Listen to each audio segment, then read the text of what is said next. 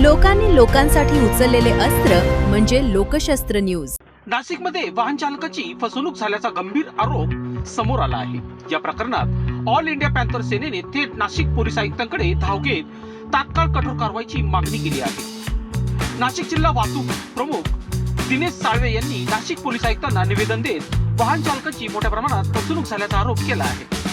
निवेदनानुसार गेल्या काही दिवसात सुमारे 20 ते 25 वाहन चालकांची फसवणूक झाल्याची तक्रार करण्यात आली आहे। संबंधित अर्ज अंबड एमआयडीसी पोलीस ठाणे तसेच उपायुक्त परिमंडल 2 यांच्याकडे देण्यात आल्याचे निवेदनात नमूद करण्यात आले आहे।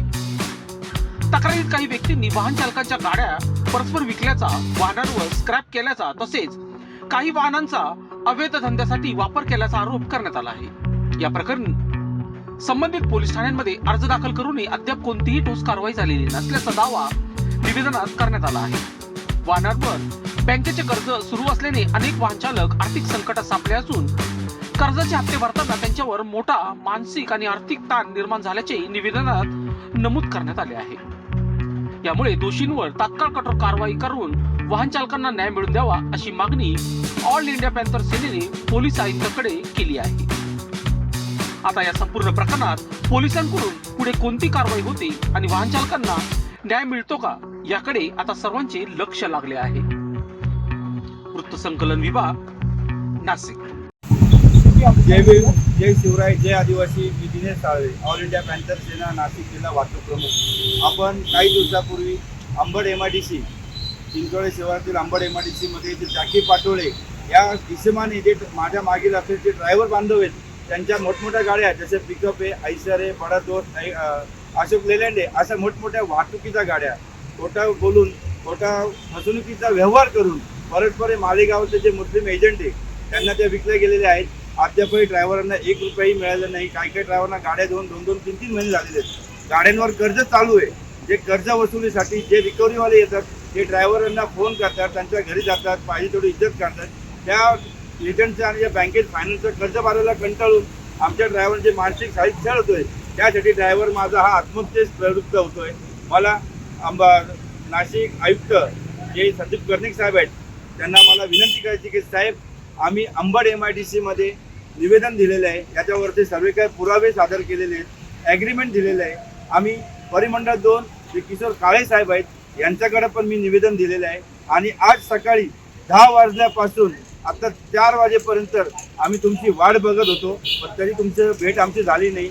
आम्हाला पोलीस अधिकाऱ्यांनी साहेब कधी येणार का नाही येणार कुठल्याही प्रकारचं आम्हाला काही माहिती दिली नाही।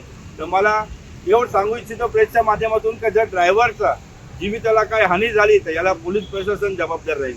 कारण अद्यापही पोलीस प्रशासनाने अंबड एमआयडीसी DYSP साहेबांच्या आदेशावरून अजूनही जो जॅकी पाटोळे, त्याची पत्नी रोहिणी पाटोळे आणि जे मालेगावचे जे मुस्लिम बांधव आहेत एजंट, ज्याच्यामध्ये हे सर्व मोठं रॅकेट चालवणारे एजंट आहे, नाशिकमध्ये 20 ते 25 ड्रायव्हरांना जो गंडा घातलेला आहे त्यांच्या परस्पर गाड्या घेऊन गेलेल्या आहे। अद्यापही कुठल्याच प्रकारचा तपास चालू केलेला नाही।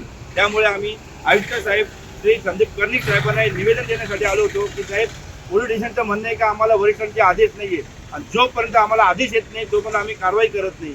त्यामुळे आम्ही तुम्हाला निवेदन देण्यात आलो होतो। जर ड्रायव्हरांच्या जीविताला काय हानी झाली तर मी Dinesh Salve, all India panther Sena Nashik जिल्हा वाहतूक प्रमुख पदाच्या नात्याने माझ्या सर्व ड्रायव्हर ज्यांच्यावर अन्याय अत्याचार झाला त्यांना घेऊन येत्या 5 ते 6 दिवसामध्ये पोलीस आयुक्ताच्या दालनामध्ये आंदोलन केल्याशिवाय शांत राहणार नाही। कारण आमचं जे ऑल इंडिया पॅन्थर सेना आहे अन्याय अत्याचार विरुद्ध बंड पुकारणारा आणि आवाज उठवणारा, जे गोरगरिबांवर जे अन्याय अत्याचार होतात त्याला न्याय मिळवून देणारा आमचं संघटना आहे आणि त्याच्यासाठी आम्ही जीव गेला तरी मागे हटणार नाही। आणि ड्रायव्हरांसाठी ऑफिसमध्ये आम्ही जे आयुक्त साहेबांच्या कार्यालयात आंदोलन केल्याशिवाय आम्ही शांत राहणार नाही। मला हेच सांगायचंय का आयुक्त साहेबांनी याच्यामध्ये वैयक्तिक लक्ष देऊन योग्य ती कठोर कारवाई करून जे संबंधित ज्या प्रकरणातले जे दोषी आहेत त्यांच्यावर कडक कारवाई करतील। कारण पोलिसांचं बोधवाक्य आहे नाशिक जिल्हा कायद्याचा बालेकिल्ला। मग या लोकांवर जो अन्याय अत्याचार त्यांनी केलेला आहे, एजंटने केलेला आहे, यांचा बालेकिल्ला आमचे पोलीस आयुक्त साहेबांनी बालेकिल्ला करायचा आदेश देतील अशी अपेक्षा ठेवतो आणि संदीप कर्णिक साहेबांकडून ड्रायव्हरना लवकरात लवकर न्याय मिळेल अशी मी त्यांच्याकडे अपेक्षा ठेवतो। सर, जय भीम, जय शिवराय, जय आदिवासी।